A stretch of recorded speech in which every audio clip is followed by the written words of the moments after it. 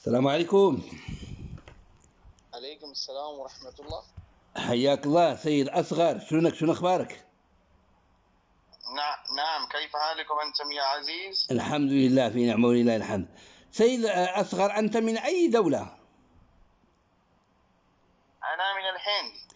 من الهند، وتتكلم بالعربية جيدا ما شاء الله. نعم. سيد من هو أنت؟ نعم. من هو أنتم؟ من هو أنا معك أبو بلال منير من المملكة المغربية. بالي. سيد أصغر، أنا قرأت في كتاب وسائل الشيعة للحر العاملي، تعرف هذا الكتاب؟ نعم.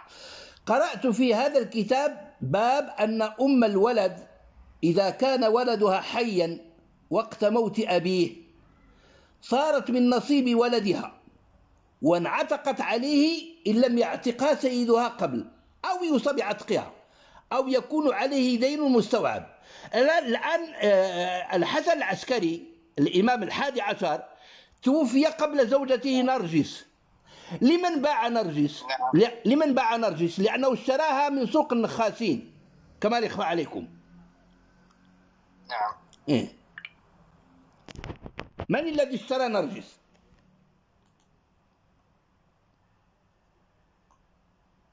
أرى هل تسألني سؤال هو هذا هو السؤال. أما السؤال هو السؤال؟ لا، السؤال وليس السؤال هو نعم. هذا هو السؤال. أنا أسألك سؤال: لمن بيعت نرجس؟ من الذي اشترى نرجس بعد وفاة الحسن العسكري؟ لأنه اشتراها من سوق النخاسين، هي جارية.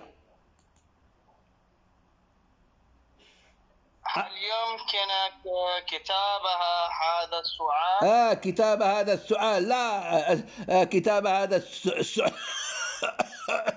السؤال لا يكتب، أنا أقرأه عليك بالصوت. هل الحسن العسكري اسم مهلا هذا الاسم سماحة السيد علي السيستاني. لا، أنا هذا اسم مستعار فقط حتى يرد علي أمثالك. هذا ليس اسمي، أنا سألتني عن اسمي. من المكتب سماحة السيد. حتى ترد علي. أجيب على السؤال الآن: هل نرجس أعتقها الحسن العسكري أم باعها قبل أن يموت؟ أرى السماعة.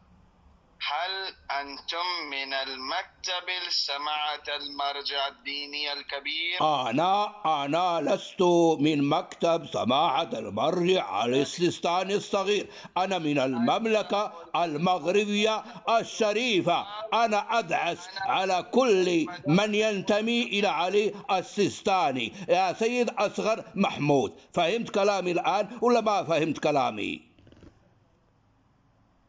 تفضل. يعني نرجع. ليس مجاز الجواب من المكتب فقط. اكتب لكم السؤال، اكتبي الجواب. فهذا أنا بالرفيد عرب هذا لا الولود.